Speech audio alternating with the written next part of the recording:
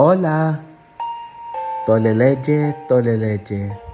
Kunin at basahin, kunin at basahin.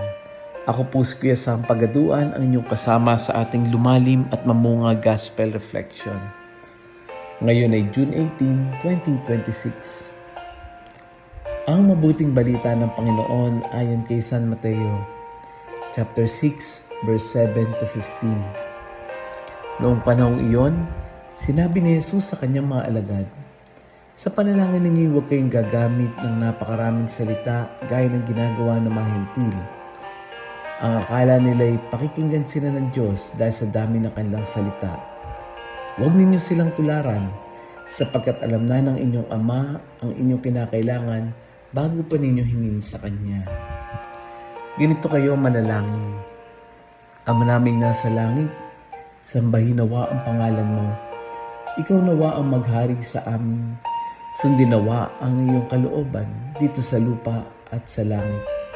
Bigyan mo kami ng pagkain kailangan namin sa araw na ito at patawarin mo kami sa aming mga kasalanan tulad ng aming pagpapatawad sa nagkasala sa amin.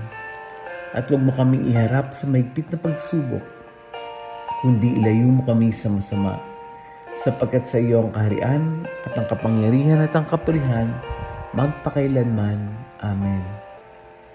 Sapagkat kung pinapatawad ninyo ang nagkasala sa inyo, patatawarin din kayo ng inyong Amang nasa langit. Ngunit kung hindi ninyo pinatawad ang mga nagkasala sa inyo, hindi kayo patatawarin ng inyong Ama." Ang mabuting balita ng Panginoon. Pinupuri ka namin, Panginoong Hesukristo.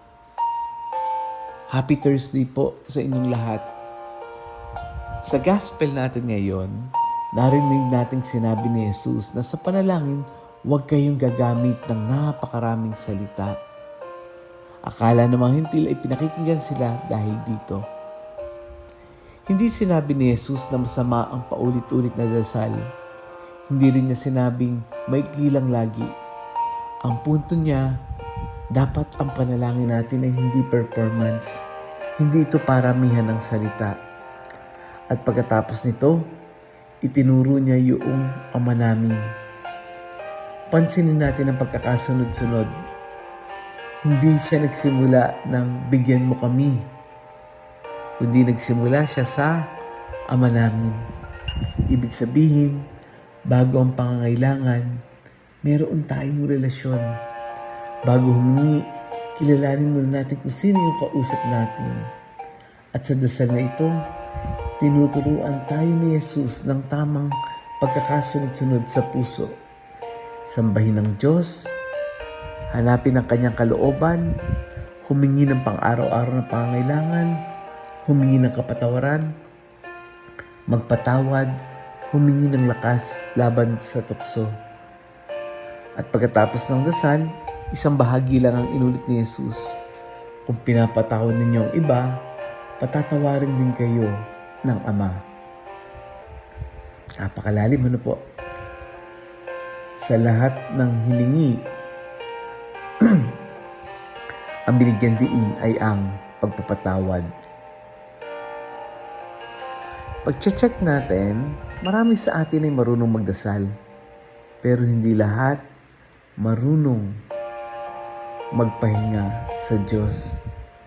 Minsan yung dasal natin parang report, para siyang checklist. Pero dito, sinasabi na ang panalangin pala ay isang conversation. Napakaganda ng unang salita ni Jesus. Ama namin. Pinapakilala niya ang Diyos bilang Ama.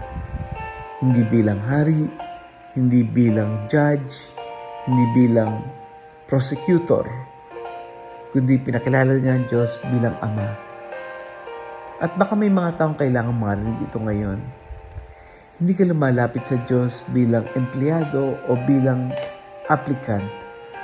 Lumalapit ka bilang anak. At kapag anak, hindi kailangan perfect ang salita.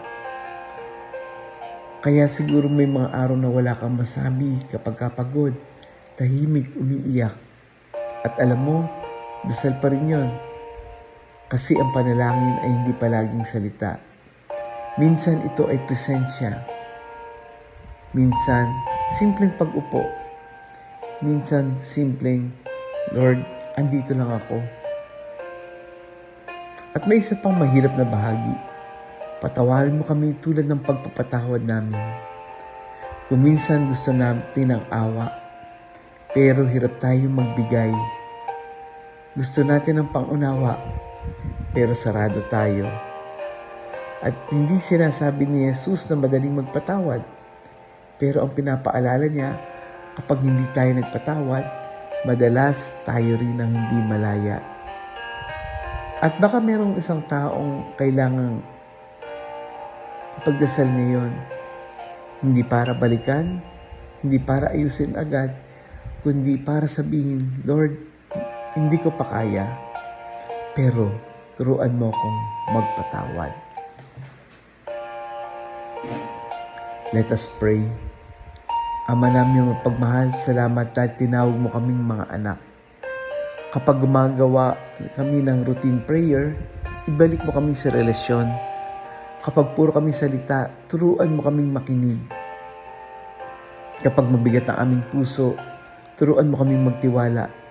At kapag hirap kami magpatawad, iparanas mo muna sa amin ang iyong awa. Na ang aming panalangin ay hindi lang maging bahagi ng araw, kundi maging paraan ng aming pamumuhay. Amen. Friends, may kakilala ka bang pagod na magdasal? Yung pakiramdam niya, hindi siya narinig ni Lord. Share natin yung audio gospel na ito.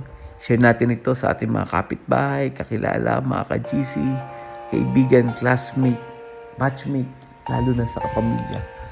Muli, ako po si Kuya Sam Pagatuan, lagi nag-aanyaya.